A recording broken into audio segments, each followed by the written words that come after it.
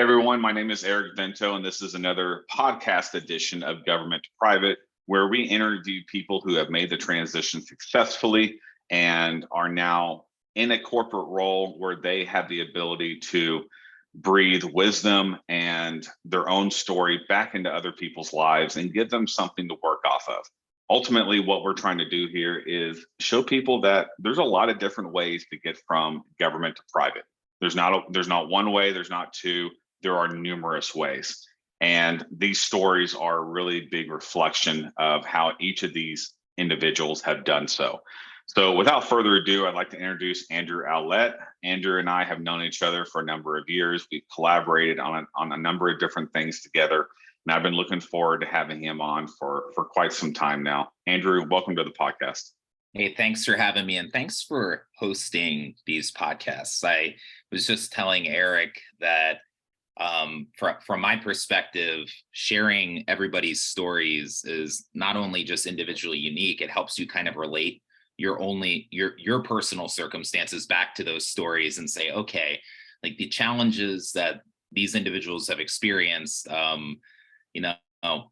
can get through my challenges. So it kind of gives you a little bit of hope, a little bit of faith to navigate that journey from any government role to private. So thanks for having me. How do you want to do this, Eric? This is my first podcast in a long time. I mean, how do you want to handle this? Let's just jump into your background, brother. You can be as vulnerable or as high level as you want, but I think everyone wants to know, like, from a government perspective, where'd you work and what roles were you in? And, then we can kind of dive into how'd you know when it was time to leave? So 17 years ago, I started my career in fire EMS. And actually, my whole life mission, like before I got into fire EMS, I said, I want to change the world for the better. Like that was my big hope and dream. And I said, oh, well, maybe I can be the president of the United States one day. Okay, Andrew, calm down a little bit. Let's see how you can kind of taper that back and maybe have a different goal. And I said, well, I want to help like the most vulnerable populations out there.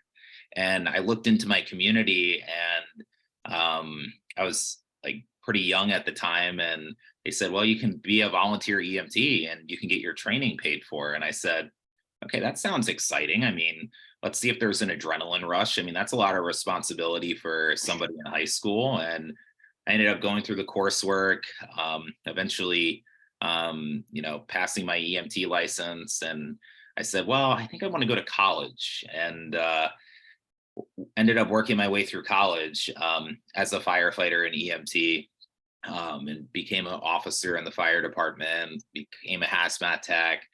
And one day after like college graduation and everything, which by the way is challenging, like, so to anybody out there working and going to school at the same time, you're not in it alone. I've done it 3 times, and each time it's been miserable. And the last time was with a wife and a family being formed and everything. It's not easy. So I just want to put that out there for those that are working and going to school to get a degree or to get a certification. Like, that's really, really challenging. And I've had my own trials and tribulations. But I eventually transitioned out of fire EMS and went into defense contracting. When I was in fire and EMS, there's really 2 pivotal moments that I had that said, it's time to leave. Number one was, I said, well, I have this degree, I have this knowledge, and I'm just really curious about if there's a way to make a bigger impact. And I said, maybe it's the time. Well, at the same time, I developed asthma.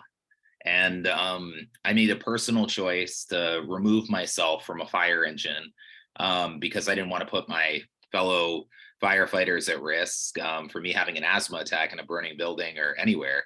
And that was one of the hardest decisions because I actually had an asthma attack on a fire ground, first day of the new year. And it was kind of a wake-up call. Like, hey, like medically, you may not be fit to do this. The fire department's saying, oh, you're good, keep going. But Andrew, like your own ethics are saying, hey, pull back, maybe do something a little bit different. So about a year later, a lot of action planning, kind of setting a date and working backwards from it. I said, I want to go into defense contracting, ended up doing that for 2 years, and then got approached by some folks on Capitol Hill to come in and do some more type of work, and eventually just transitioned through consulting about six years. And I said, well, I want to be a government employee again. Like for some reason, like local government and I had some state government experience in there. Part of me was like, well, let me become a federal government employee. So when I was a contractor, I started applying to the US intelligence community and got a hit one day. And they said, well, you kind of look okay on paper. Let's talk to you a little bit and see if you're an okay person. And somehow, Eric is probably sitting here going like, somehow you passed all those tests and everything. I have no idea how, knowing you, but I did. And it was one of the most rewarding times being in the Intel community I was in the Intel community for 2 years. And it was so rewarding working with not only federal like public safety members, but also the military and some of the brightest civilians in the world that have just so many incredible skills across the board that are sometimes undervalued within themselves, but they do have a lot of skills that are valuable. And I saw that firsthand and got to give back to the mission of the US DoD. So how did I come to where I am today? So when I was in government, I said, I think I have so much more to learn.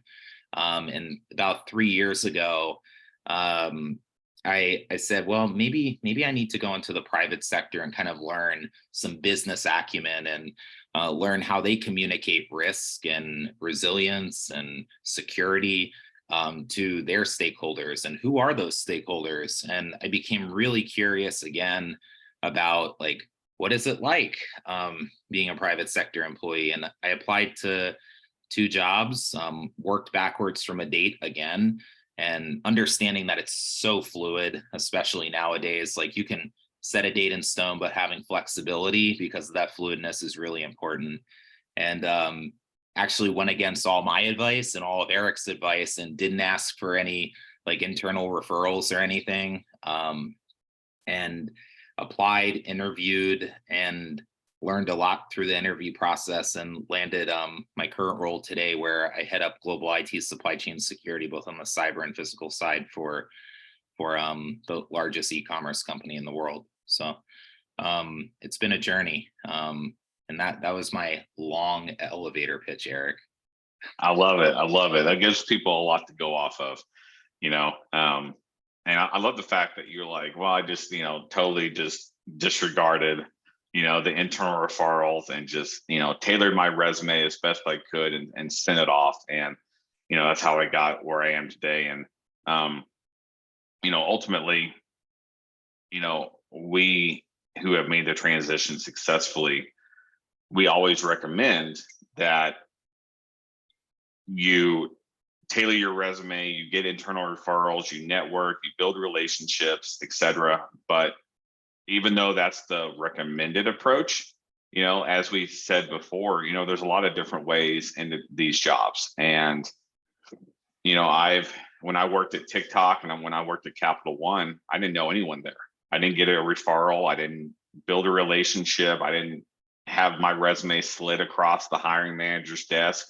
I just tailored my resume and I applied on a prayer, and I got the job. And so, like I said, although I have seen the true benefits of networking and relationship building far and away in the majority of my career, there are those pockets that I didn't have that, and I still was able to succeed. So is it possible? Absolutely. So I really appreciate you bringing up that example. Well, let's actually talk about that, Eric. I don't mean to cut you off, but it's interesting, like hearing you just explain like part of your personal journey, and then just reflecting. I think about, was I just stubborn? Was the public safety like in me just extremely stubborn and didn't want to accept help? because I can tell you when I was in fire EMS and with some of the LEOs, law enforcement officers I've worked with and everything, there's a lot of stubbornness, right? Like, and you don't want to ask for help. It's hard. It's hard to admit that you need it.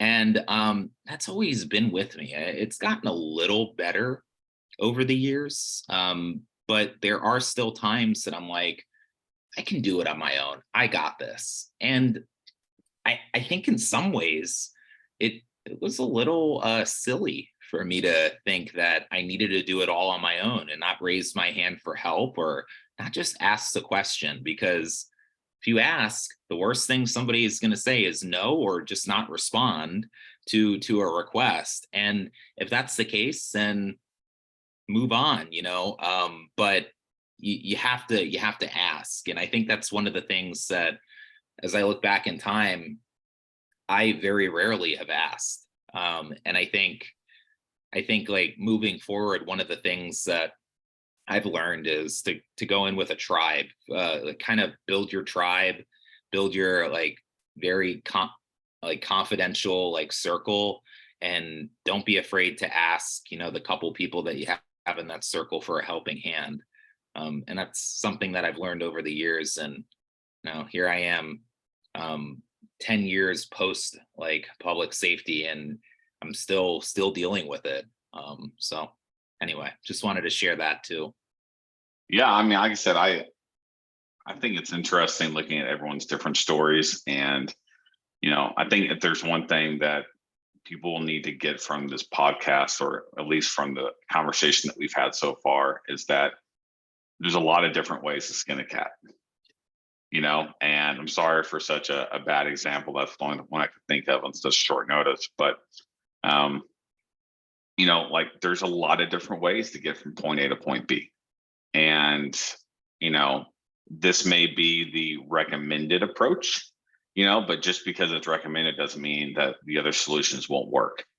And so as long as you have an understanding of what those other solutions are and the potential downsides of just kind of going at it alone, with, reduced odds, I would say, of success, especially in today's job market, then that's one thing. So, what has been, I know obviously you've counseled a lot of job seekers over the years as well. You've done resumes for them. You've had your own business.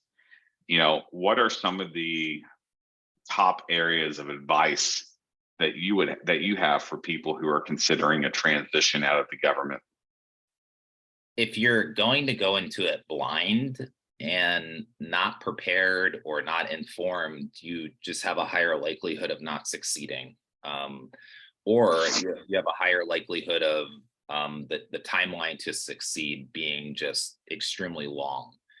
I think one of the things I've learned is that you have to invest the time to prep.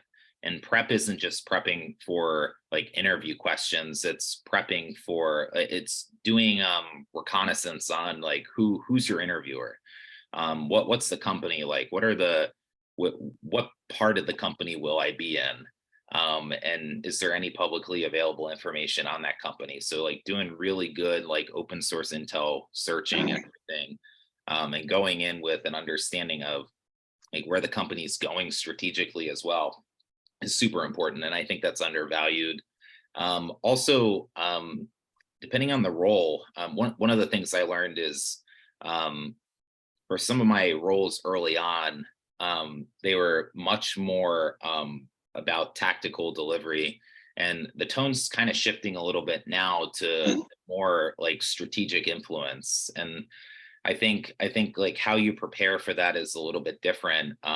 It's product delivery versus like how are you going outside of your vertical that you're in and influencing change that's going to help the business function better.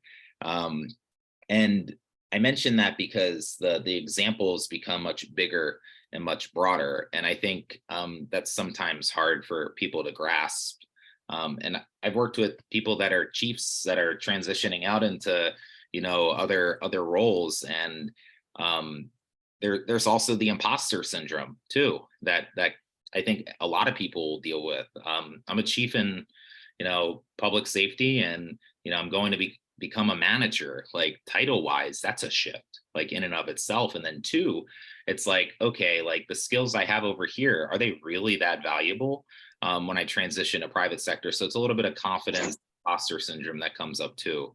So I don't know if that answers your question, Eric, but I think there's definitely similar challenges across the board. And what I'll say is, if you have imposter syndrome, if you don't have confidence, listen to these podcasts and talk to folks like us and all the others that you've interviewed, and just know that it's normal to not have that confidence right away and not to understand how you fit in.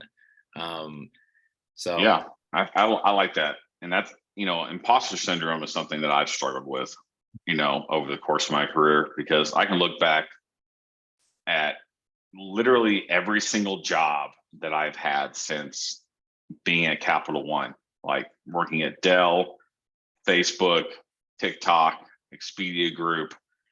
Every single one has been building a program from the ground up, and I didn't come into that role knowing everything there was to know about that program, or even probably, for TikTok and a few of the other ones, even 50%, And so a lot of this was growing into the role. It was recognizing that, hey, I don't have all the answers. And in fact, I don't even have, some of the answers. I don't know what this is going to look like. This is, every time you're building a program, there's a lot of risk associated with it. Like, yes, there's a lot of reward by jumping in and saying, hey, I'll volunteer to build this program. But usually those are the first ones cut too, when an organization has a reorg or something like that. And so there's a lot of risk associated with it too. And so, if you don't have a lot of experience with that, or, you're kind of jumping in feet first and just kind of learning as you go, I think it's very easy to have imposter syndrome and just kind of be like, what am I doing? Like, do I really have the experience to do this and do it well? Like, what if this goes belly up? What am I going to do? And thankfully, for the most part, with the exception of a few places, every single job that I've had where I've had to do that has been a really significant success. And there's a lot of things that you just don't have any control over, but without risk, there's no reward, and, for me, at least, if I go into a job and I'm 100% qualified for it, then I'm going to be bored inside of 3 months, and like, for some people, that's fine. For some people, they prize stability over everything else, and challenge is like icing on the cake, but it's not required, and for me, at least, I need that challenge. It's hard for me just to sit still and say, well, I'm in a good job and that's enough for me.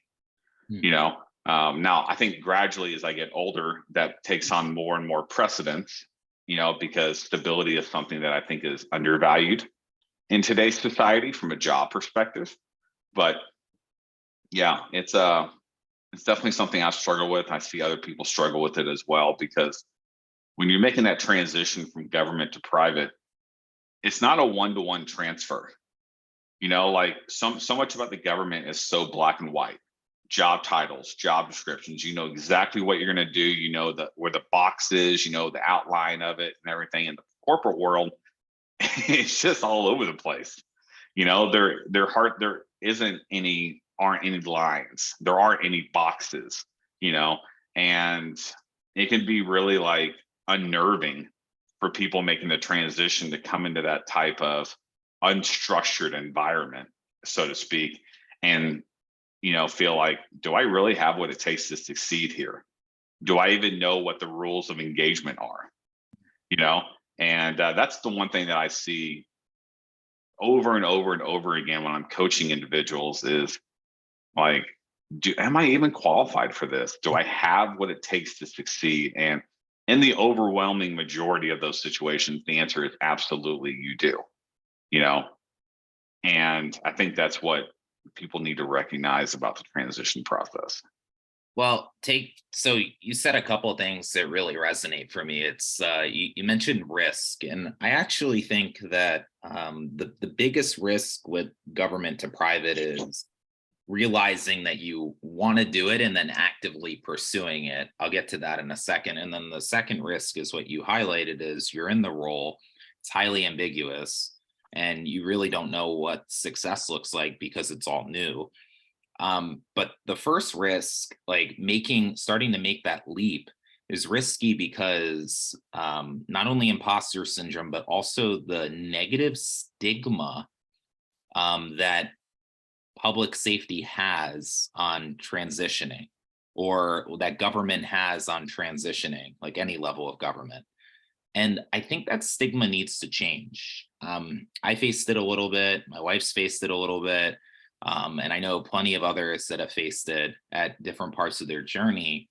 And I think one of the things that I've told people is that the stigma is there, but like once you transition, it's the ownership's on you to help shift that stigma and articulate like, hey, I'm going to get new skills to further my career in this way. And then maybe one day you go back and you bring that.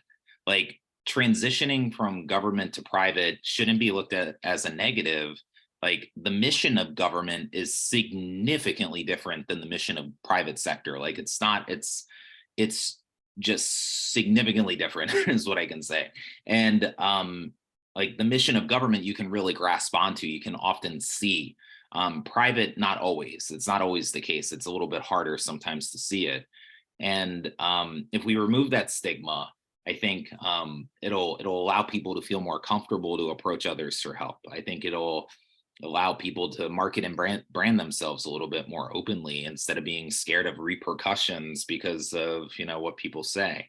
So I think like the risk landscape with transitions like happens very early, like on in the process, where people are kind of processing it in their head and then they socialize it and they get shot down. They're like, oh, why would you ever do that? Well, you want to do it because you want to further your skills. You want to be a better practitioner, a better leader, and then maybe one day go back. And even if you don't go back, it's perfectly fine. You're bettering yourself. You're developing yourself. So, Absolutely, I couldn't agree more. One thing that we didn't get a chance to talk about is, sometimes we focus so much on what worked well that we don't focus necessarily on what didn't work so well. So were there any aspects of the transition process where you experienced a lot of frustration, or where you're like, absent imposter syndrome, were there any specific issues that you just kind of like fell flat on your face, or it didn't have the outcome that you expected it would? I don't know if this is where you're going with it, but when I transitioned from fire EMS to defense contracting, within a month of my transition, I had no public safety support system anymore. I was disowned. And for me, that that didn't work well, right? Like that was a really, really hard time because personally, like I was still dealing with PTSD, and not having the group of people around me to support me was really difficult for years after. That didn't work well for me. And that's a much bigger issue, I think, across all public safety transitions that needs some help in addressing. That's why I say find your circle. Like I didn't have a circle back then. And it took me a while to realize that I needed that.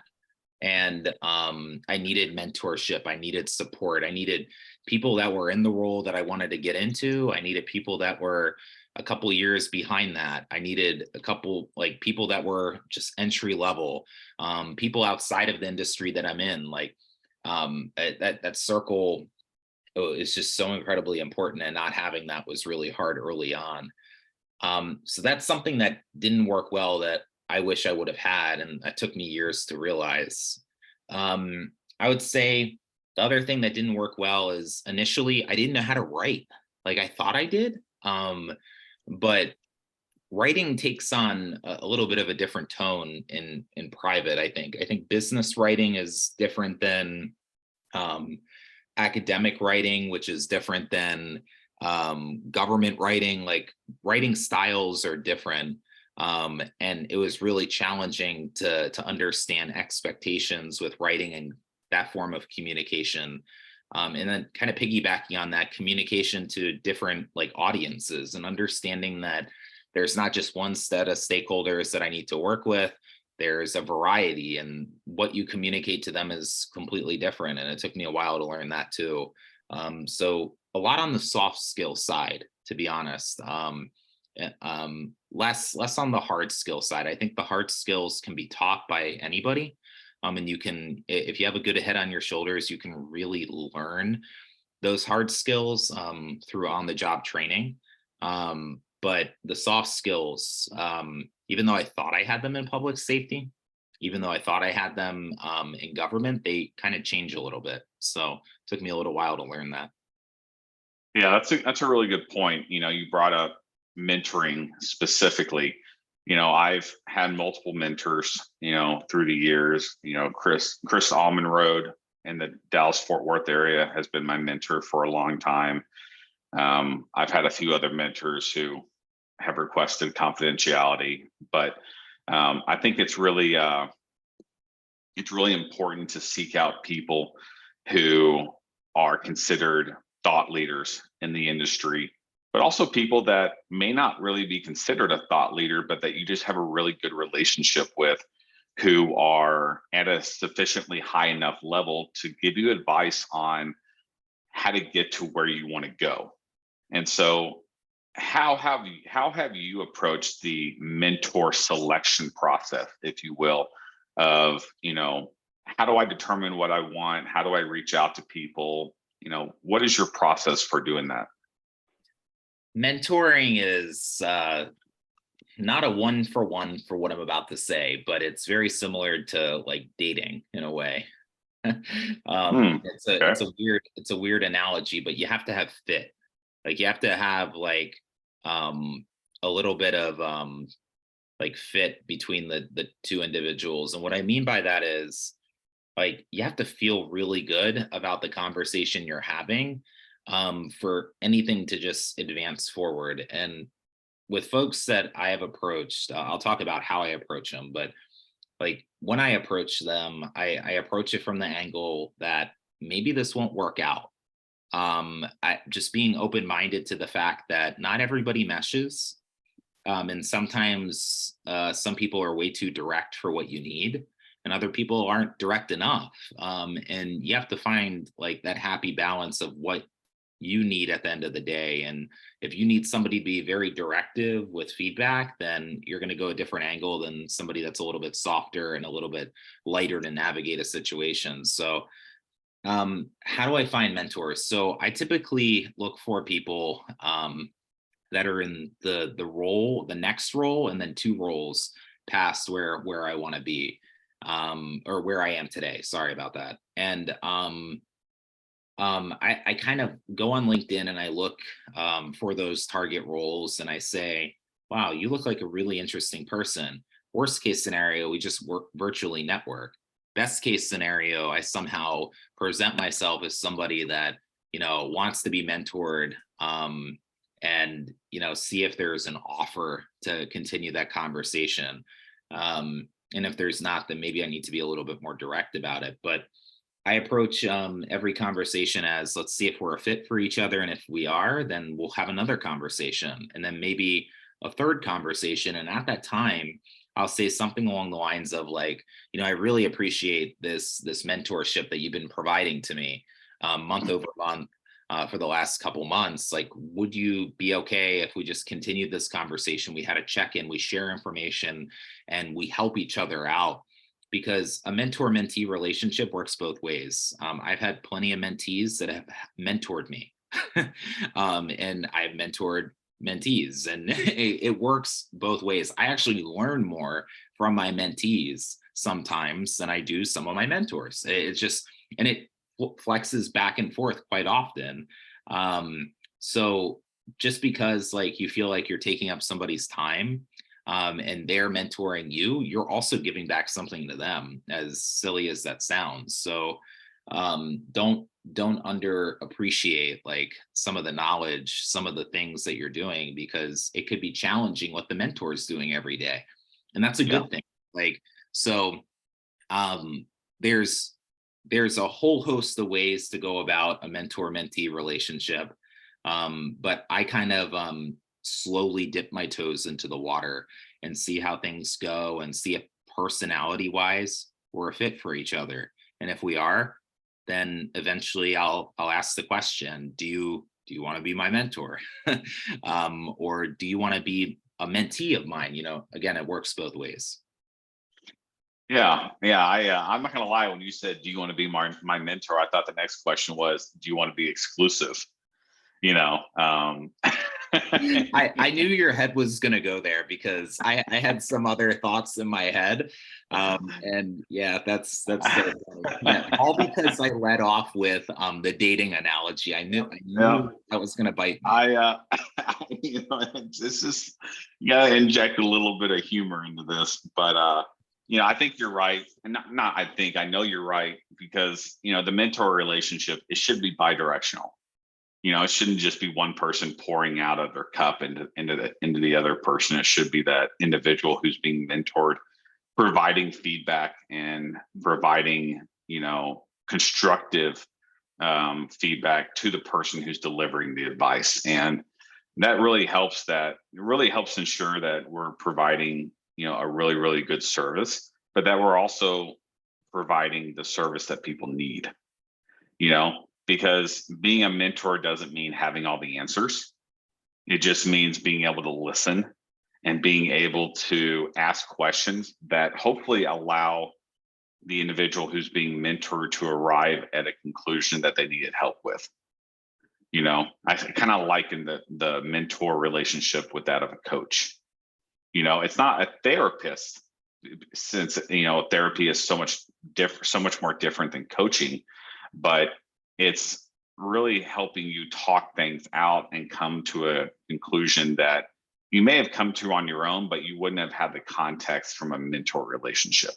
So, Yeah, and Eric, I would say like the other thing that you just queued in my head is like a lot of times people go into these mentor mentee relationships and they're like, we have to set a cadence and we have to be very strict to that cadence. And I would say actually my approach is it's a hybrid approach. With some mentors and some mentees, it's very structured because that's what we need at the time, but also allowing for that flexibility that a mentee or a mentor may not need that much like time together. Like it can be ad hoc. It doesn't have to always be planned. And that's why I say like kind of feel it out in the beginning and see like personality wise, like what do both parties need at the end of the day. And that touches on what you said. Like we oftentimes think we need something or we really want something, but when we start talking to somebody, it's not what we need or want. It's actually completely left field to what we thought originally. So and I will say coaches have helped me also. There's a big difference between mentoring and coaching, and also therapy, to your point. They all serve different purposes, and I'm not going to claim I'm an expert and I can define each one, but I will say that coaching has been directionally helpful for me to realize what I want my roadmap to be for my career in the short term. Mentors have fed into that and helped also provide some direction, but targeted coaching for reflection is something that has been extremely valuable to me and that I invest in for myself quite often. So anyway, just wanted to highlight that too. absolutely, man. Well, we talked about a lot today, and I know that whoever listens to this is going to come away with quite a few different nuggets of information, especially as it pertains to the transition process, mentoring, coaching, even, but also just knowing that there's a lot of different ways to approach this process. And even though, in my opinion, there's a recommended way to approach it based upon my own experience and the experiences of others.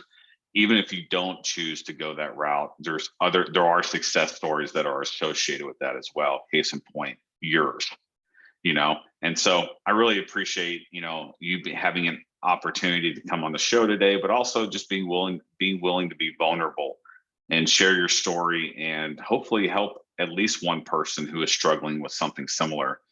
Any other advice or anything else that you want to say before we close it out? The only thing I'll say is that I think we've highlighted this in your other podcasts that's come up, but no approach is linear. My career has not been linear. Be curious, be respectful, and those two characteristics will get you 90% of the way, I think. And it's not an easy thing to do, like transitioning from whether it's government to private or job to job. It takes work, and nothing is ever just handed to you nowadays. Like, you have to really differentiate yourself. So create your circle, lean on your circle, and if I can help you in any way, I'm on LinkedIn. Just look my name up and connect with me, ask any questions. I may have some challenges with scheduling sometimes, as Eric has learned, but I will always give people the time of day. If it's not immediate snap of a finger, it'll be within a day or two. So yeah, definitely hit me up. Absolutely. Well, definitely please feel free to do that, guys. And that goes for me as well. But thank you so much for, coming on the show today, Andrew. And it was great to have you and your wisdom here. Thank you. Thanks for the opportunity. Bye.